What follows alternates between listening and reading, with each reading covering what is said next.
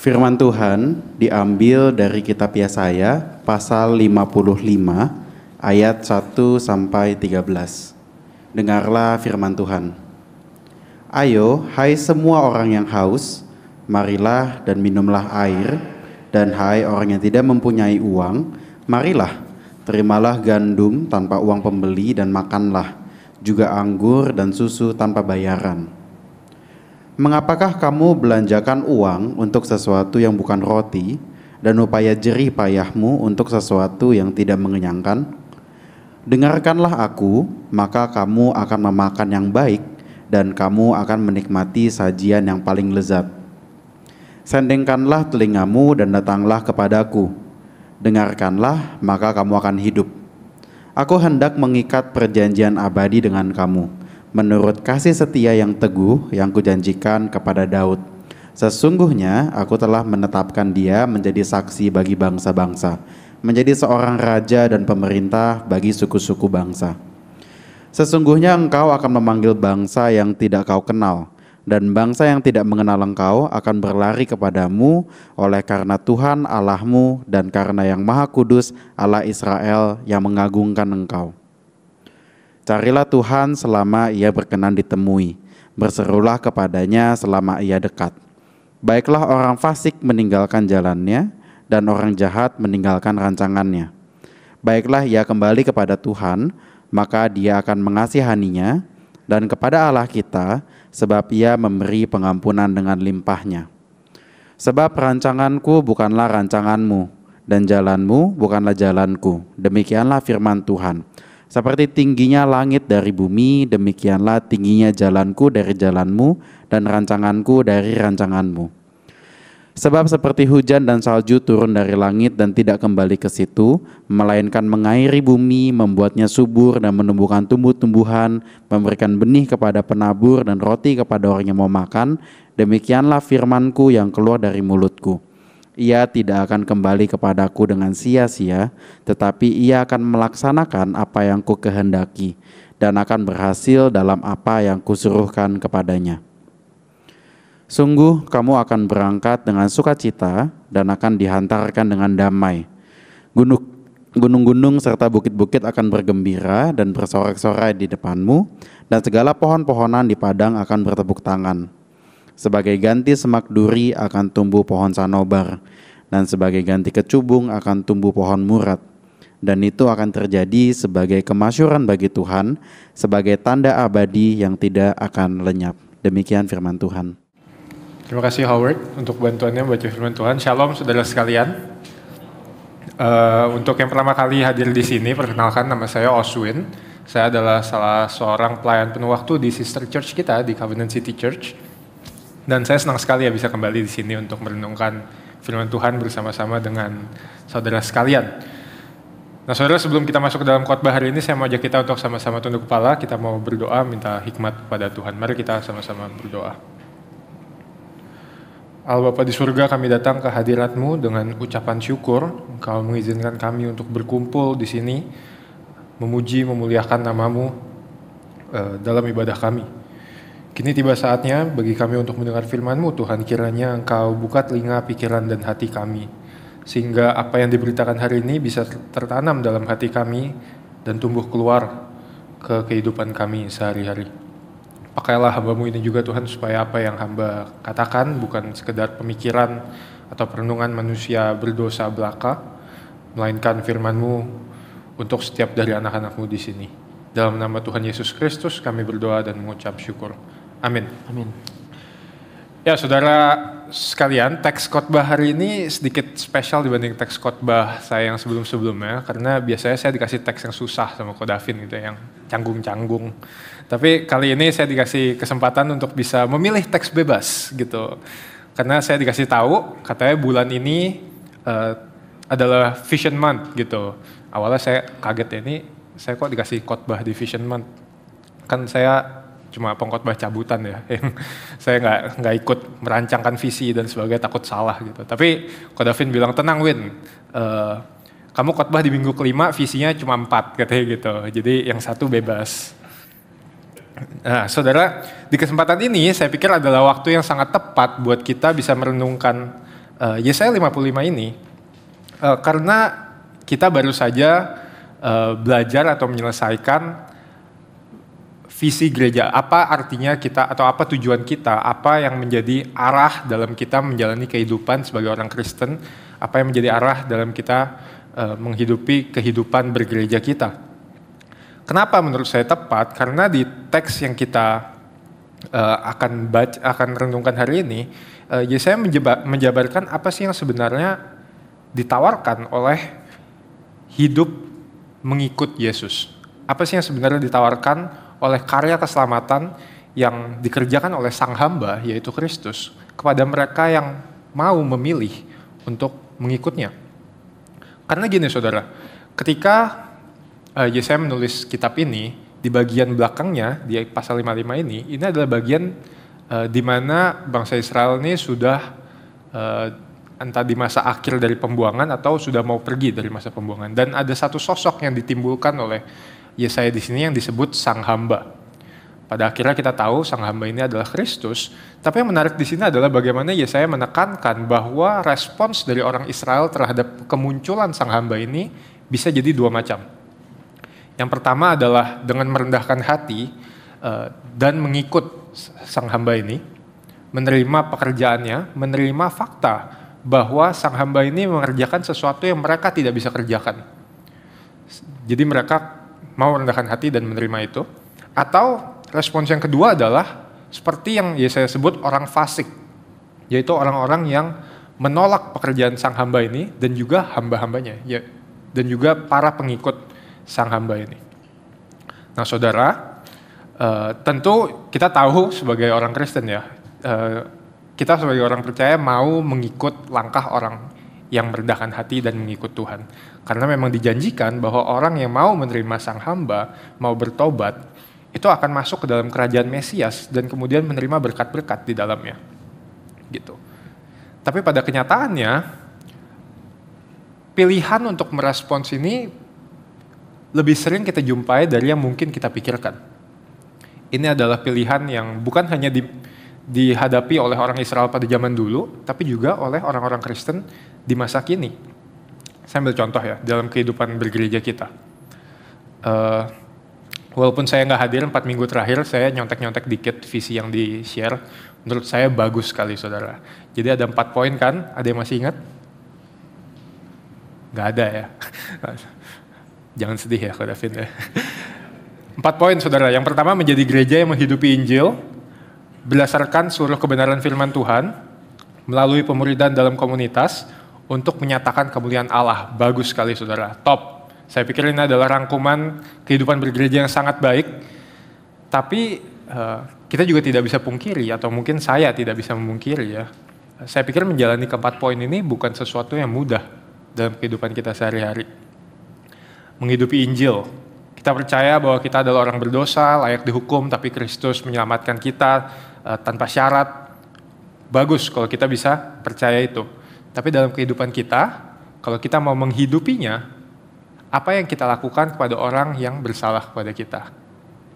Apakah semudah itu bagi kita melepaskan pengampunan seperti yang Kristus lepaskan kepada kita? Buat saya nggak gampang. Mungkin buat saudara lebih mudah gitu ya. Yang kedua, hidup berdasarkan seluruh kebenaran firman Tuhan. Bagus, di tengah dunia yang memiliki kebenaran yang beragam, seberapa tertanam tapi kita saudara dalam kebenaran firman Tuhan. Bagaimana dengan kebenaran-kebenaran yang sulit untuk kita pahami? Berapa banyak dari kita yang rela mengeluarkan waktu, tenaga untuk bergulat dengan kebenaran-kebenaran ini secara pribadi? Go out of our way, bukan cuma dengerin pengajaran di hari Minggu, tapi juga dalam perenungan kita setiap hari. Hidup sebagai murid dalam komunitas, setiap kita beda-beda saudara ya. Dan kalau punya selek, ada bentrokan itu sesuatu yang sering terjadi. Tapi Tuhan panggil kita bukan untuk menghindari gesekan-gesekan ini, melainkan untuk hidup dalam keberagaman ini, dalam satu komunitas saling menolong, menopang satu sama lain. Gak gampang saudara. Terakhir apalagi ya, hidup menyatakan kemuliaan Allah. Ini bukan natur kita ya, saya pikir ya saudara, untuk tidak mengambil kredit untuk diri kita sendiri gitu. Biasanya lebih umum Kalau kita berbuat salah, kita kubur dalam-dalam. Tapi kalau kita berbuat baik, kita angkat tinggi-tinggi biar dunia lihat gitu. Dan bahkan kalau kita ingat juga, alasan Adam dan Hawa jatuh juga karena mereka mau diri mereka jadi hebat.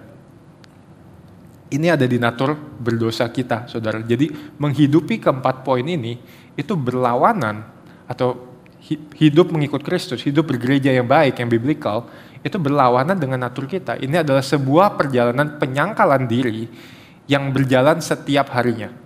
Keputusan-keputusan untuk menyangkal diri, memilih Kristus dibanding diri kita adalah keputusan yang harus kita lakukan setiap harinya. Bukan seminggu sekali, bukan sebulan sekali. Tapi setiap hari, saudara. Oleh sebab itu, saya pikir ada baiknya setelah kita mengerti bagaimana cara menjalankannya, kita juga harus mengerti kenapa kita harus memperjuangkan ini. Saudara, tidak menutup kemungkinan ketika kita memilih untuk mengikut Kristus, kita terpaksa untuk dengan sengaja memilih jalan yang menyengsarakan diri kita. Melepaskan kesempatan-kesempatan yang mungkin kita pikir baik. Dan saya pikir hari ini adalah penting bagi kita untuk merenungkan kenapa kita perlu memilih jalan Tuhan di antara jalan-jalan yang dunia tawarkan. Yang kedua, apakah kita akan sanggup berjalan di jalan yang Yesus bilang, jalan yang sempit ini? Dan terakhir, apakah semua usaha dan pengorbanan yang akan kita keluarkan untuk menjalani jalan ini akhirnya akan worth it, saudara? Dan dari teks ini, saya melihat setidaknya ada 3 alasan kenapa kita layak memperjuangkan kehidupan mengikut Kristus, walaupun mungkin kelihatannya sengsara, saudara. Ada 3 poin khotbah kita hari ini. Yang pertama adalah, alasan yang pertama adalah karena Allah yang memanggil. Yang kedua karena Allah yang menjamin, dan yang ketiga Allah yang menggenapi. Oh, ini beda semua ya, saya sebut Allah, Tuhan di sini dia. Tapi saudara mengerti maksudnya gitu ya. Tuhan yang memanggil, Tuhan yang menjamin, Tuhan yang menggenapi. Kiranya ini bisa jadi sebuah penyemangat dan penguat bagi kita dalam menghidupi hidup mengikut Kristus. Kita akan masuk ke poin yang pertama ya saudara. Allah yang memanggil. Nah saudara, sebenarnya pada bagian ini simple. Saya mau ajak kita untuk merenungkan siapa Allah yang memanggil kita, dan siapa sih kita yang dipanggil oleh Allah ini.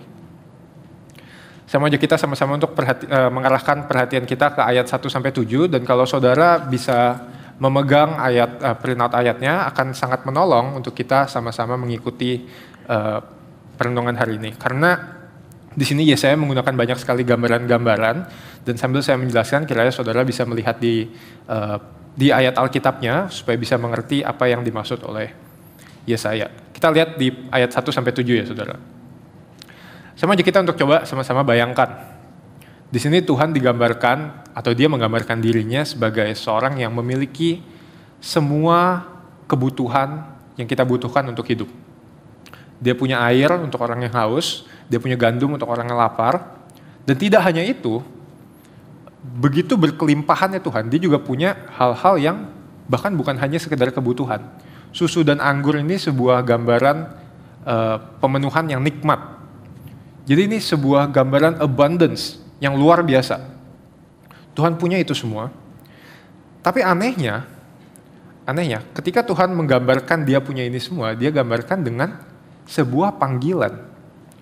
Dan yang dipanggil ini bukan sembarang orang. Yang dipanggil ini adalah orang haus, orang yang butuh air, dan orang yang tidak bisa beli air ataupun gandum.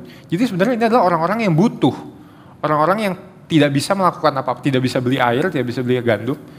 Mereka butuh. Ini kan agak aneh ya, saudara. Kalau misalnya Tuhan menyediakan pemenuhan yang begitu lengkap, providensia yang begitu cukup, dan ada orang yang butuh, dan semua orang ini diundang untuk datang. Kenapa kok mereka nggak datang? Biasanya kan ada gula, ada semut ya. Kenapa kok sampai Tuhan perlu memanggil mereka supaya mereka mau mengambil mau menerima apa yang Tuhan tawarkan? Ternyata jawabannya ada di ayat yang kedua, saudara. Di sini Tuhan kasih pertanyaan retoris untuk menegur orang-orang Israel.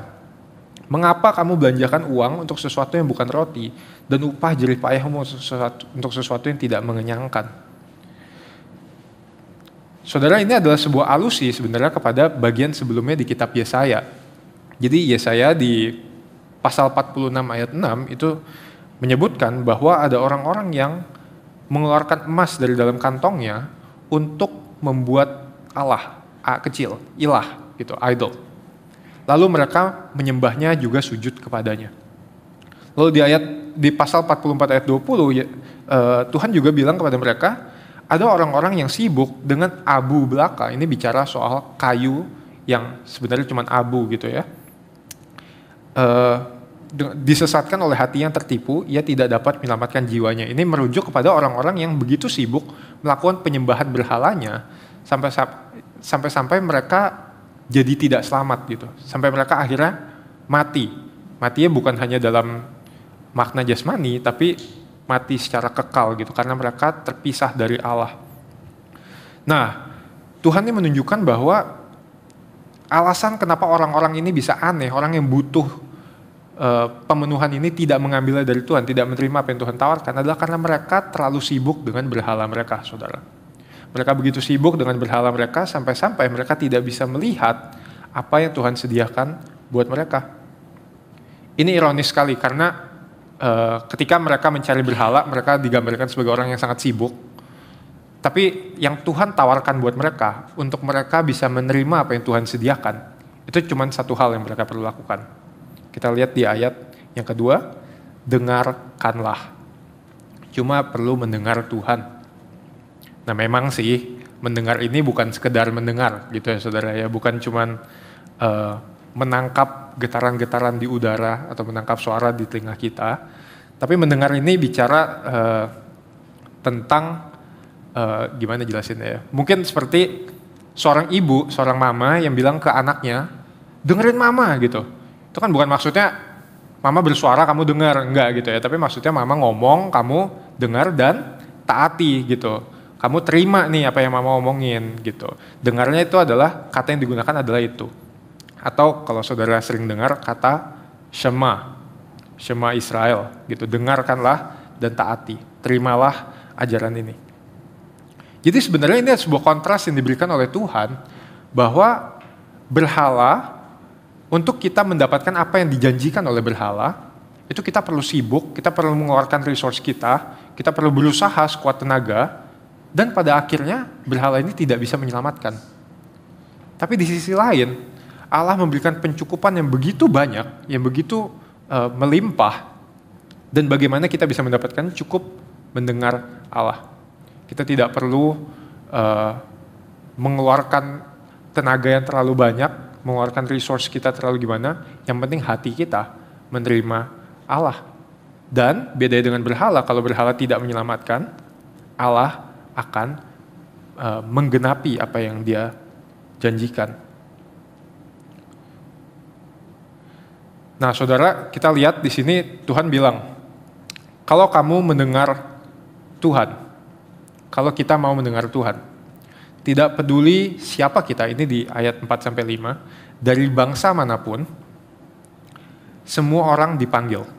Ini adalah panggilan yang diberikan kepada semua orang, tidak peduli kamu siapa dari bangsa manapun, Tuhan bilang di ayat 4-5, semua menerima panggilan Tuhan, supaya mereka bisa merasakan kuasa dan kemurahan Tuhan. Nah, setelah bagian ini saudara, baru sebenarnya sampai ke bagian yang paling praktis menurut saya di bagian ini. Apa sih yang harus kita lakukan kalau gitu? Apa sih artinya untuk kita mendengar dan menaati Tuhan? Apakah artinya kita harus jadi hamba Tuhan penuh waktu misalnya? Apa sih artinya mendengar Tuhan supaya kita bisa menerima apa yang Tuhan berikan? Di sini Yesaya mencatat, Tuhan bilang ada 3 hal yang perlu kita lakukan.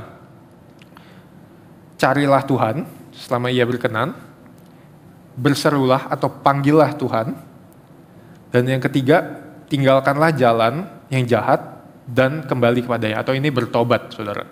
Jadi cari Tuhan, panggil Tuhan, dan bertobat. Ini adalah 3 hal yang perlu kita lakukan sebagai orang Kristen untuk bisa mendengar Tuhan dan menerima pencukupan yang dia tawarkan. Tapi saya mau jelasin sedikit ya tentang 3 hal ini. Pertama, kata cari ini, Tuhan nggak sedang bilang Tuhan ini ngumpet. Jadi kita cuma orang yang rajin, yang mencari Tuhan yang bisa menemukan. cari di sini bukan bicara tentang kegiatan mencari sesuatu yang hilang. Tapi cari ini dalam bahasa Inggrisnya lebih tepat mungkin diterjemahkan jadi resort to. Gitu ya. Jadi beberapa waktu belakangan salah satu anggota kita ada yang melahirkan anak. Terus anaknya tuh saya lihat sangat lucu. Saya minta izin untuk saya gendong gitu. Ternyata begitu saya gendong, mamanya lepas tangan langsung nangis, saudara. Anaknya langsung nangis. Balik badan, lihat mamanya, langsung minta mamanya gitu ya. Dia langsung nyari mamanya. Nah, cari yang dimaksud tuh kayak gitu. Bukan bayinya ini melihat mamanya nggak? Lihat, makanya dia menjulurkan tangan gitu. Justru dia mencari mamanya bukan karena mamanya nggak ada, tapi justru karena dia tahu mamanya ada dan dia mau mendatangi mamanya. Nggak mau digendong sama om yang ini gitu, maunya digendong sama mama. Carinya seperti itu. Cari Tuhan artinya bukan kita mencari Tuhan yang tidak ada, tapi kita tahu Tuhan ada dan justru kita datang kepadanya. Panggil ini juga menarik, saudara. Karena kata panggil ini juga dipakai di bagian lain Alkitab untuk mendeskripsikan orang tua yang memberikan nama kepada anaknya. Jadi misalnya orang tua memanggil anaknya siapa gitu. Kayak orang tua saya memanggil saya Oswin gitu. Maksudnya orang tua saya menamai saya Oswin. Jadi panggilan ini, memanggil ini bukan sekedar bicara tentang mencari perhatian, tapi juga bicara tentang mengenali, yaitu mengakui identitas Allah, dan juga berseru kepadanya ketika kita butuh dia. Jadi ada twofold of meaning di sini. Memanggil Tuhan itu artinya mengenali dan mengakui identitas Tuhan, dan juga datang kepadanya, memanggil dia ketika kita butuh dia. Dan yang terakhir, saya pikir ini yang paling sulit untuk kita bisa lakukan adalah untuk bertobat, saudara. Ini penting untuk kita lihat ya. Perhatikan ada dua kata baiklah di situ.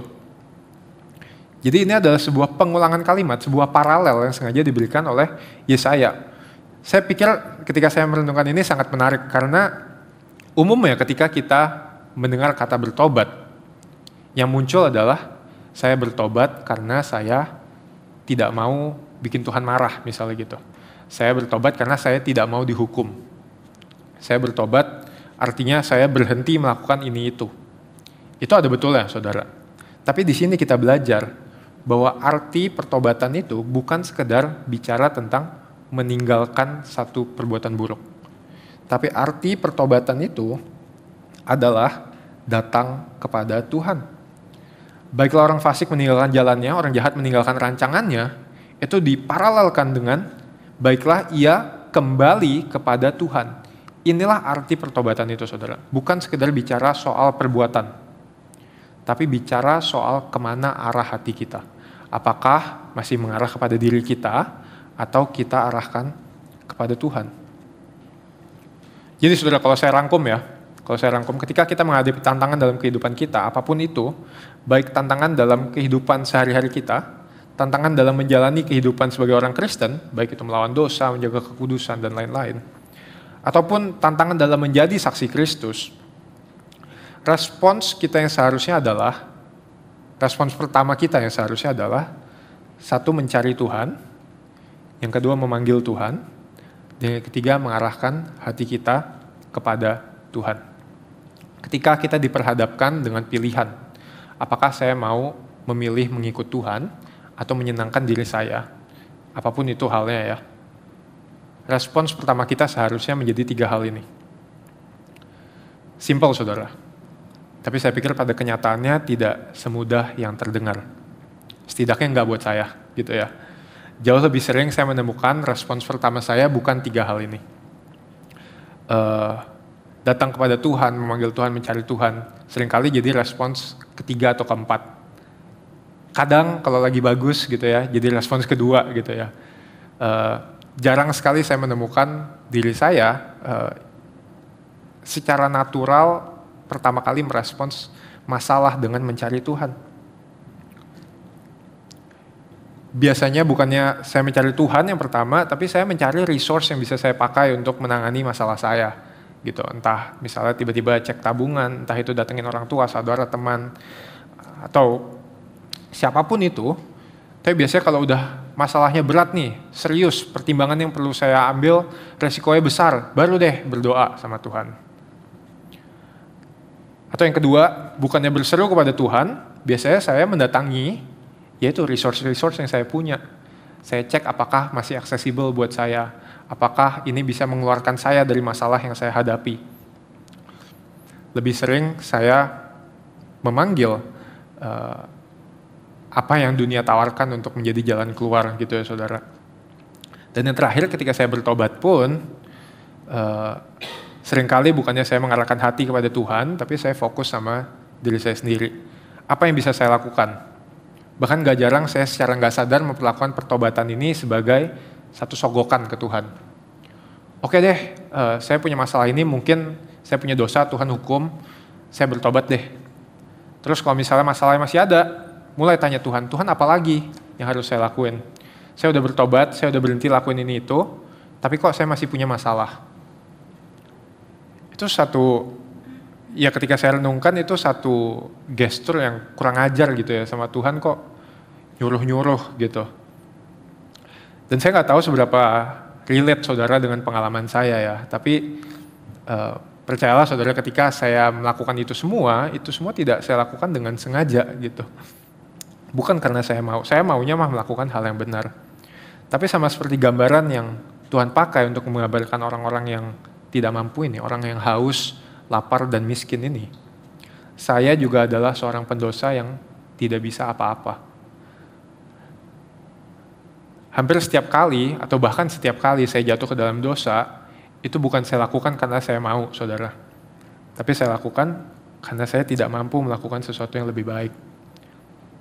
Seringkali itu yang terjadi. Dan saya juga yakin ketika Tuhan menggunakan gambaran ini, Tuhan tidak bicara hanya kepada orang-orang tertentu, saudara. Tapi Tuhan ini menggambarkan setiap orang berdosa. Setiap orang berdosa adalah orang-orang yang miskin, haus, diambang kematian, dan tidak bisa melakukan apa-apa untuk menyelamatkan dirinya. Dan naasnya lagi, seperti di Yesaya 44 tadi, seringkali kita disesatkan oleh hati kita yang tertipu. Tidak jarang saudara saya melihat hidup ini seperti saya sedang ada di sebuah dermaga. Saudara tahu dermaga ya, tempat kapal. Lalu Tuhan Yesus ini jadi salah satu dari banyak kapal yang ditawarkan dunia. Saya bisa pilih, saya mau ikut yang mana. Oh, kapal ini saya tahu akan karam, ya udah saya nggak pilih misalnya gitu. Oh, Yesus katanya menjanjikan hidup yang baik. Mungkin boleh saya pilih gitu. Atau mungkin Yesus jadi satu dari banyak pilihan. Tapi ini adalah sebuah pandangan yang sangat keliru saudara dan tidak alkitabiah. Kenapa? Karena Alkitab berkata kenyataannya adalah dunia yang kita pijak, kehidupan yang kita jalani sekarang ini bukan sebuah dermaga di atas batu karang yang teguh, melainkan sebuah kapal yang memang tenggelam saudara. Jadi ketika kita merasa aman, itu sama seperti orang Israel yang menghabiskan uangnya bukan untuk kebutuhannya untuk hidup, bukan untuk membeli roti karena dia lapar, tapi malahan untuk menyembah berhala karena dia pikir akan memberikan dia keamanan. Sebenarnya Tuhan adalah kapal penyelamat yang datang untuk menolong kita yang tenggelam ini. Jadi tidak peduli sebenarnya kita ada di lumbung kapal, kita di haluan kapal, kita di dek kapal, bahkan di roda kemudi sekalipun. Kalau kita tidak mau beranjak dari kapal yang disebut dunia ini, kalau kita tetap memilih tinggal di dunia, kita akan tenggelam, saudara. Jadi, default situation-nya itu bukan kita aman, kalau kita salah nanti kita tenggelam. Default situation-nya adalah kita ini sedang tenggelam. Apapun yang kita lakukan, mau ke bagian manapun di kapal yang dunia tawarkan ini, kita tetap tenggelam. Jadi, memilih untuk tidak mengikut Tuhan Yesus adalah sama seperti memilih untuk tenggelam dalam tantangan kita, dalam dunia, dan bahkan mati. Saudara, Yesus bukanlah salah satu jalan keluar dari permasalahan ini, tapi ia adalah satu-satunya jalan keluar dari masalah yang timbul dari dosa. Selama kita hidup di dunia yang berdosa ini, satu-satunya jalan keluar adalah Yesus. Oke, mungkin ada pemikiran yang muncul seperti ini, saudara. Oke, saya masih mengalami masalah walaupun saya sudah mencoba menjalani semua ini. Saya belum ketemu jalan keluarnya, mungkin artinya saya kurang giat mencari Tuhan gitu ya. Atau mungkin saya kurang menyembah Tuhan. Atau saya kurang lantang berseru kepada Tuhan. Mungkin saya masih ada dosa, jadi Tuhan gak tolong saya. Dan saya pikir kalau ini adalah pikiran-pikiran yang muncul di benak saudara sekalian, saudara tidak sendirian. Gitu ya. Tapi hari ini kita mau belajar kalau ini adalah pikiran-pikiran yang sudah ada, bukan hanya di orang zaman sekarang, tapi juga di orang zaman dulu. Dan ini tidak sesuai dengan firman Tuhan. Tuhan sudah tahu pikiran-pikiran ini akan muncul, oleh sebab itu perintah Tuhan untuk mencari, memanggil, dan bertobat tidak dia berikan begitu saja. Tuhan berikan jaminan bersama dengan perintah itu. Kita akan lihat ke poin yang kedua, saudara ya. Allah yang menjamin. Ini kita akan merenungkan dari ayat yang ke-8 sampai ayat yang ke-11. Jadi ketika kita mau mendengar Allah dan mengikut Dia, langkah pertama yang harus kita lakukan adalah kita harus mengerti perintahnya sesuai dengan maksud Tuhan, bukan berdasarkan pengertian kita. Gak bisa tuh, kita asal, perintahnya begini, terus kita pikir begini caranya, lalu kita lakukan sesuai dengan cara kita. Enggak, kalau Tuhan kasih perintah, dan kita mau taati, kita harus lakukan dengan caranya Tuhan. Dari ayat 8-9, kita bisa lihat Tuhan mengatakan bahwa ada perbedaan yang mutlak antara Dia dan kita, sama seperti yang tadi dibacakan di liturgi ya. Perbedaan yang jaraknya seperti langit dan bumi, saudara. Ini sebuah jarak yang tidak bisa diukur. Dan di sini Tuhan bukan sedang menyombongkan dirinya atau mengecilkan umatnya ya. Tuhan tidak sedang melakukan itu. Tapi justru dengan menyatakan betapa besar dan herannya Tuhan kita, Dia sedang memberikan kita sebuah penghiburan. Maksudnya gini, di tengah kebingungan kita ya, saya bikin tambah bingung sedikit. Tuhan bilang gini, apa yang kita anggap baik, belum tentu sebenarnya baik, saudara. Cuma Tuhan yang tahu apa itu yang baik. Jadi jangan buru-buru merasa diri sudah baik dengan kita melakukan A, B, C, lalu menuntut imbalan dari Tuhan gitu ya. Tapi di sisi lain juga benar gitu. Apa yang kita anggap buruk, bisa jadi sebenarnya bukan hal yang buruk, cuma Tuhan yang tahu apa yang sebenarnya itu buruk. Jadi ketika kita mengalami masalah atau tantangan, jangan buru-buru marah ke Tuhan atau merasa jadi orang paling terkutuk di dunia. Bisa jadi itu bagian dari rancangan Tuhan yang baik. Jadi kita sebenarnya nggak tahu nih, apa sih sebenarnya yang baik, apa sih sebenarnya yang buruk. Karena kita nggak bisa melihat gambaran yang besar seperti yang bisa Tuhan lihat. Jadi terus gimana dong? Gimana caranya kita tahu bahwa kita ada di jalan yang benar? Gimana caranya kita tahu kalau kita sudah mengeluarkan cukup usaha, cukup effort gitu ya untuk mengikut Tuhan? Jawabannya ada di ayat 10-11. Kunci dari keberhasilan atau memungkinkannya kita datang kepada Tuhan bukan tergantung pada kemampuan kita untuk taat atau disiplin, saudara. Tapi kunci keberhasilannya adalah pada firman Tuhan. Tuhan menggambarkan firman-Nya seperti air hujan yang turun ke bumi. Ini gambaran kehidupan yang turun kepada tanah yang gersang, pada tempat yang mati, yang bisa menumbuhkan kehidupan dari benih. Dan kenapa demikian? Kenapa bisa mendatangkan kehidupan, saudara? Karena di ayat 11 Tuhan bilang firman itu bukan sembarang kata-kata biasa. Ini adalah kata-kata, firman itu by the way artinya kata ya. Kata-kata yang keluar dari mulut Tuhan. Jadi firman itu pasti tidak sia-sia dan akan membuahkan hasil sesuai dengan apa yang Allah kehendaki. Jadi dari ayat 11 ini kita bisa tahu bahwa firman Tuhan merupakan bagian penting dari proses Allah menjalankan kehendaknya. Dan memang firman Tuhan ini memiliki banyak fungsi ya, saudara. Tapi di sini secara khusus Tuhan bicara tentang bagiannya dalam proses pertobatan manusia. Dalam proses kita kembali kepada Tuhan dan kepada janjinya akan kasih karunia dan pengampunan yang akan Ia limpahkan kepada kita. Firman Tuhan menjadi efektif membawa seorang pendosa untuk kembali kepadanya bukan karena respons dari pendosa itu. Tapi firman Tuhan menjadi efektif karena Tuhan yang mengatakan firman Tuhan itu. Inilah penghiburannya buat kita. Kita mungkin gak tahu apa yang baik dan yang buruk. Tapi kita tahu apa yang Tuhan mau kita lakukan. Tuhan bilang, cari Dia, panggil Dia, dan bertobat. Tugas kita adalah melakukan semua yang kita bisa untuk menjalani perintah itu, saudara. Tugas kita adalah mendengar Tuhan dan taat. Apakah kita akan berhasil atau tidak, itu urusan belakangan.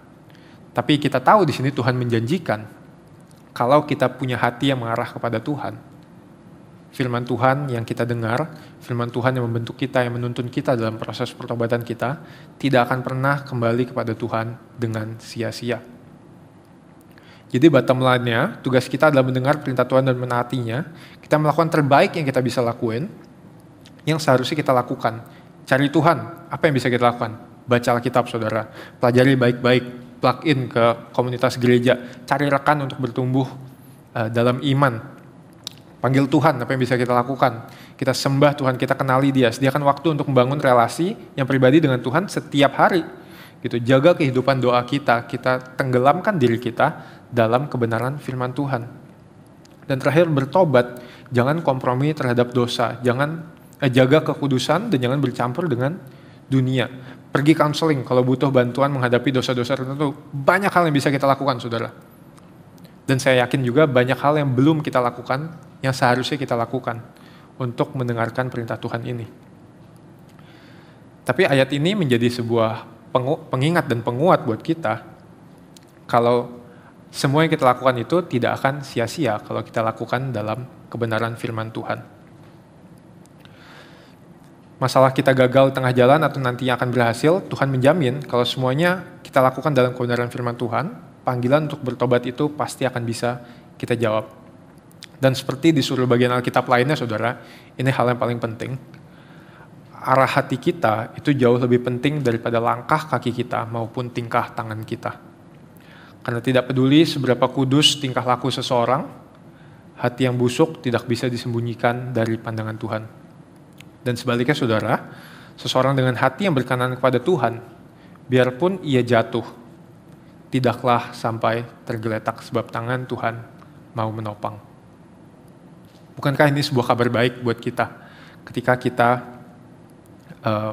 berusaha, berjuang, mengeluarkan effort kita untuk berjalan sesuai dengan kehendak Tuhan. Biarpun kita bisa gagal, saudara, Tuhan tidak pernah memandang sekadar perbuatan kita. Tapi yang lebih penting adalah hati kita yang mau diarahkan kepada Tuhan. Saudara mungkin memulai habit-habit kecil seperti berdoa 2 menit setiap hari, memulai baca Alkitab 1 hari 1 pasal. Itu terlihat seperti hal kecil yang tidak berbuah gitu ya, saudara. Tapi saya meyakini, mengimani, dan mengamini bahwa setiap upaya kita membangun relasi dengan Tuhan dalam kebenaran firman tidak akan pernah sia-sia. Bahkan ketika kita mungkin tidak ingat ayat apa yang kita baca pagi ini, mungkin kita tidak ingat khotbah minggu lalu apa, saudara, tapi saya yakin setiap firman Tuhan yang disampaikan kepada kita, ketika waktunya tiba, ketika kita diperhadapkan dengan pilihan, apakah kita mau memilih diri kita atau memilih Tuhan, di saat itulah firman Tuhan itu akan muncul dari hati kita, dan itu yang menjadi pegangan kita, dan bahkan menjadi senjata kita untuk melawan tipu muslihat si jahat. Si jahat yang akan selalu menggoda kita untuk bukan menyembah dia, tapi untuk berhenti menyembah Tuhan, untuk fokus kepada diri kita masing-masing. Oke, saudara, sekarang kita tahu kita adalah orang-orang yang celaka. Tapi Tuhan berbelas kasih dan memanggil kita untuk selamat. Gak sampai di situ, Tuhan juga menjamin kalau kita mau menjawab panggilannya, kalau kita mau mengeluarkan usahanya, kita pasti selamat karena Tuhan yang menjamin keselamatan kita. Tapi ini bukan artinya perjalanan akan menjadi mudah. Kita akan terus berjuang secara khusus untuk mengarahkan hati kita kepada Tuhan dan membenamkan tubuh, jiwa, dan roh kita dalam kebenaran firman Tuhan. Tapi pertanyaan terakhir masih belum terjawab, saudara. Apa sih yang sebenarnya dicari? Apa sih yang menjadi end goal dari kehidupan seorang Kristen? Apakah semua kerepotan, semua usaha yang kita keluarkan ini akhirnya akan jadi sesuatu yang worth it? Kita akan masuk ke poin yang ketiga, yaitu Allah yang menggenapi. Saudara, apa sih yang sebenarnya jadi end goal? Kita lihat di ayat 12-13 ya, saudara. Saya pikir ini gambaran yang luar biasa indah sekali. Tuhan bilang, kalau kamu menjalani ini semua, kamu mau mencari, memanggil, dan bertobat, mencari Tuhan, manggil Tuhan, dan bertobat, ini yang akan kamu alami. Kamu akan berangkat dengan sukacita dan akan dihantarkan dengan damai. Gunung-gunung serta bukit-bukit akan bergembira dan bersorak-sorai di depanmu, dan segala pohon-pohonan di padang akan bertepuk tangan. Ini gambaran kita akan sukacita, dan bahkan dunia ini digambarkan meledak dengan sukacita itu. Ini sebuah gambaran, tentu saja bukan gunung-gunung nyanyi ya saudara, tapi Tuhan menggambarkan seluruh ciptaan akan dipenuhi oleh sukacita Allah.